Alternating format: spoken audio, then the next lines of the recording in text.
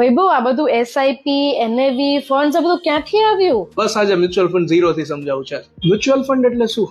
બધા પોતાના પૈસા એક જગ્યાએ ભેગા કરે અને એક પ્રોફેશનલ ફંડ મેનેજર એ પૈસા માર્કેટમાં ઇન્વેસ્ટ કરે. કોમોડિટીઝ, બોન્ડ્સ, શેર્સ, બધી જગ્યાએ. એટલે તમને માર્કેટની સમજ પડે કે ના પડે, તમારા પૈસા એક્સપર્ટ હેન્ડલ કરે. સમજો 100 લોકો છે, 100 લોકો 1000 રૂપીઝ ઇન્વેસ્ટ કરે છે.